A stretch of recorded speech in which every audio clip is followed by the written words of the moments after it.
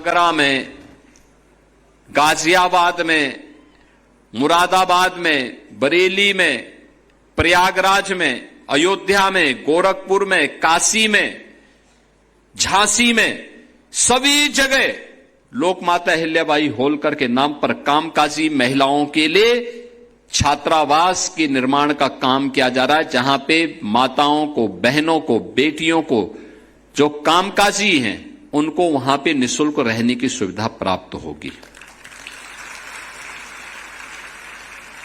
और जब इस बस सेवा को प्रारंभ करने की बात आई तो हमने कहा भी देखो, महिला स्वावलंबन का एक आदर्श उदाहरण बनेगा ये, और इसका नाम भी रखिए लोकमाता अहिल्याबाई होलकर के नाम पर। तो इस पूरी सुविधा का नाम है लोकमाता अहिल्याबाई निःशुल्क बस यात्रा।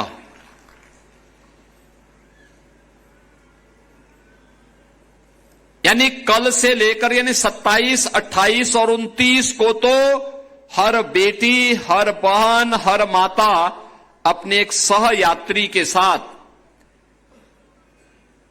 उत्तर प्रदेश परिवहन निगम की बस में या सिटी बस की सेवा में निःशुल्क यात्रा कर लेगी। और इसके बाद 29 के बाद 60 साल से ऊपर की माताओं के लिए बस यात्रा आईडी कार्ड उनका प्राप्त होने पर, वोटर आईडी कार्ड हो या आधार कार्ड हो, उस आधार पर फ्री में वो यात्रा रहेगी। वे कहीं भी उत्तर प्रदेश के अंदर जा सकती हैं, कहीं कोई दिक्कत नहीं होगी, कोई किराया उनका नहीं लगेगा। आपका किराया अब हम लोग देंगे, सरकार आपका किराया भरेगी। इसलिए इन दोनों स्कीम को एक साथ यहां पे लागू करते हुए मुझे बहुत प्रसन्नता की अनुभूति हो रही है। बहनों, माताओं, आज जब हम सब यहां पर उपस्थित हुए हैं तो मुझे यह बताते हुए प्रसन्नता की अनुभूति हो रही है कि हमारी सरकार डबल इंजन की सरकार है, जो प्रधानमंत्री मोदी जी के मार्गदर्शन में, उनके नेतृत्व में काम कर रही है। और प्रधानमंत्री मोदी जी के कारण पहली बार आधी आबादी को शासन की योजना से जोड़ने के लिए एक व्यापक कार्य योजना बनी। वे कार्य योजना का हिस्सा है, वे स्कीम है जिसमें बेटी के जन्म से लेकर के उसकी शिक्षा तक, बेटी की शिक्षा से लेकर के उसके रोजगार तक, बेटी के रोजगार से लेकर के उसकी उद्यमिता तक, और जीवन के हर पड़ाव पर सुरक्षा, नारी की सम्मान और नारी के स्वावलंबन का की गारंटी। यानी हमारी हर योजना, सरकार का हर निर्णय, सरकार का हर बजट इन्हीं उद्देश्यों की पूर्ति करने के लिए समर्पित है। यानी सब कुछ जो भी है, आधी आबादी उससे अलग नहीं हो सकती और उनको भी पर्याप्त प्रतिनिधित्व प्राप्त हो, इस दृष्टि से ये सब कार्य सरकार ने आगे बढ़ाने का निर्णय लिया। आज जब इन सब बातों की चर्चा करता हूं, मुझे 2017 के पहले की भी सरकारों के कार्यप्रणाली याद आती है। 2017 के पहले एक दौर था, उस समय ये हर बेटी, हर बहन और हर माता की जबान पर एक नारा गूंजता था कि देख सपाई बिटिया घबराई। यानी जिन गुंडों को देख करके बिटिया घबरा जाती थी, यह नारा उस दौर के, उस गवर्नेंस के मॉडल का नाम है जिसमें बेटी की सुरक्षा पे संकट था, जहां पे उनका कोई सम्मान नहीं रह गया था। और स्वावलंबन की बात ही कहां? जब सुरक्षा नहीं, सम्मान नहीं, तो स्वावलंबन कहां से? न कोई इंटीग्रेटेड हेल्पलाइन थी, न कोई कमांड सेंटर था, न सीसीटीवी का नेटवर्क था, न महिला बीट सिस्टम था, न महिला हेल्प डेस्क। पेंशन और छात्रवृत्ति बिचौलिए तय करते थे और पुष्टाहार पर माफिया का कंट्रोल था। उत्सव से पहले उपद्रव हो जाते थे और कर्फ्यू जब लगता था तो सबसे ज्यादा परेशानी होती थी माताओं बहनों को। Land mafia, sand mafia, one mafia, पशु माफिया, नकल माफिया, ये प्रदेश की पहचान थी। माफिया सिंडिकेट की सत्ता प्रदेश की सत्ता के समानांतर चलती थी और बुंदेलखंड में हम जाते थे, पूरी जिंदगी माताओं और बहनों की मटका में पानी ढोते ढोते व्यतीत हो जाती थी। गरीब परिवारों के घर में शौचालय नहीं थे।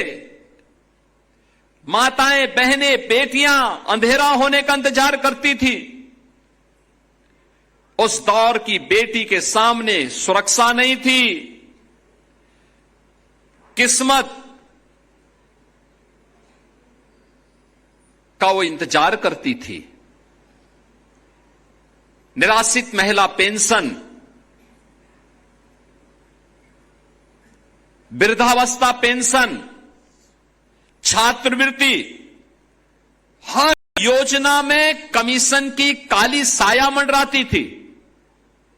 मुद्रा योजना का पैसा हो या पुष्टाहार का बजट, ये सब रास्ते से ही गायब हो जाते थे।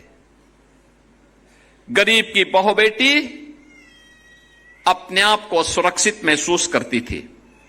बेटी के जन्मदिन पर बधाई नहीं, लोग चिंता होती थी, क्योंकि परिवार को पढ़ाई और शादी दोनों का बोझ दिखता था।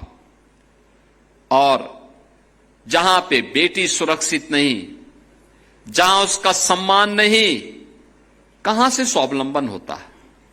परिणाम था पूरे यूपी के अंदर मात्र 12% बेटियां ऐसी थी जो अपने पैरों पर खड़े होकर के कहीं काम धाम करने के लायक हो पाती थी।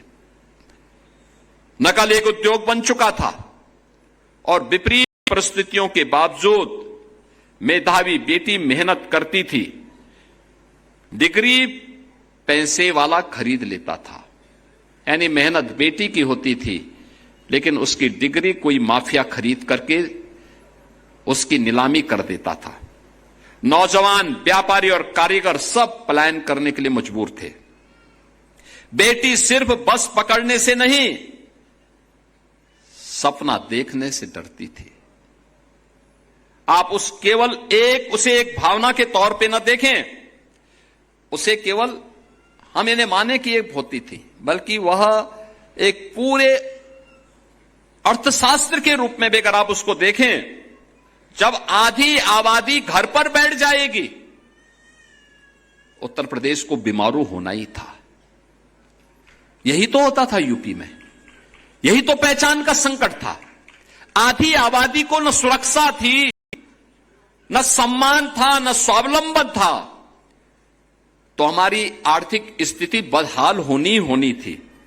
और इसीलिए तो यूपी उस दौर को जब याद करता है तो रोंगटे खड़े होते हैं। कहीं दंगे, कहीं कर्फ्यू,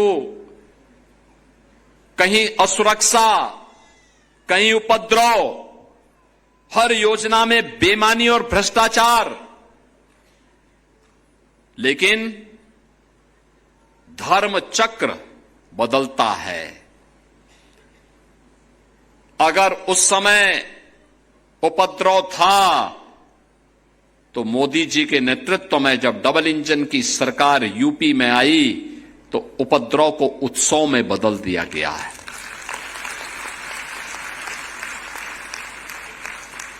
कर्फ्यू और दंगा से मुक्त करके यूपी को चंगा बना दिया गया है।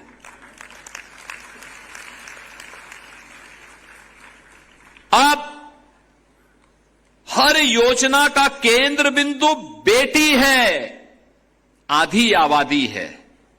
हमारा पहला संकल्प था उत्तर प्रदेश की बेटी को भय मुक्त वातावरण देंगे, उसे अपने विश्वास के दम पर खड़ा होने का पूरा अवसर देंगे। और मुझे प्रसन्नता है कि हमने जो कहा था बेटी को सुरक्षा की गारंटी देंगे, ये केवल एक फिजिकल सिक्योरिटी नहीं थी, ये मेंटल सिक्योरिटी भी थी, हेल्थ सिक्योरिटी भी थी। आज हमारे पास मिशन शक्ति केंद्र है, हर शहर में AI based safe city network है और 1090 ता 112 का इंटीग्रेटेड रिस्पांस सिस्टम भी हमारे पास मौजूद है। बेटी की सुरक्षा में घर के अंदर हो या घर के बाहर कहीं किसी ने सेंध लगाई तो मान करके चलो कि सेंध लगाने वाले के लिए जेल या जहन्नुम में से कोई एक जगह तय हो जाएगी। कोई सुरक्षा में सेंध नहीं लगा सकता। और पहली बार उत्तर प्रदेश में क्या देश में महिला बीट पुलिस अधिकारी की तैनाती हुई, ये पहली बार हो पाया है। प्रदेश में महिला पुलिस कर्मियों की संख्या यानी 17 में कुल 10,000 महिला पुलिसकर्मी थे, अब ये संख्या पहुंच चुकी है इस समय 45,000। और अभी जो नई भर्ती होने जा रही है, इस भर्ती को अगर हम लेंगे तो इस संख्या पहुंचेगी 50,000 से ज्यादा। पहली बार हो रहा है जब इतनी बड़ी संख्या में महिला पुलिसकर्मी तैनात हुए हैं। हमने 3 महिला पुलिस बटालियन बनाई है। पहले पीएससी की बटालियन नहीं थी, पिछली सरकारों ने 54 कंपनियां समाप्त कर दी थी क्योंकि दंगाइयों के काल थी पीएससी, तो पिछली सरकारों ने वोट बैंक के लिए पीएससी समाप्त कर दी। हमने तो उसका गठन किया ही, 3 महिला पुलिस बटालियन का गठन किया और तीनों का नाम महान वीरांगनाओं के नाम पर। लखनऊ की वीरांगना उदा देवी पासी के नाम पे, बदायूं की वीरांगना अवंतीबाई लोधी के नाम पे और गोरखपुर की वीरांगना झलकारीबाई कोरी के नाम पे, तीनों वीरांगनाओं के नाम पे 3 PSC battalion. Pink booth one stop centre, ये भी आज पूरी व्यवस्था की गई है। आज शिकायत दर्ज होने के बाद उसकी ट्रैकिंग, उसकी टाइमलाइन और जवाबदेही की व्यवस्था है। पहले बेटी की सुरक्षा किस्मत पर निर्भर थी, आज वह सिस्टम, डेटा और टेक्नोलॉजी पर निर्भर है। हमारा लक्ष्य सिर्फ केवल यह नहीं है कि बेटी घर पहुंचने के बाद सुरक्षित रहे,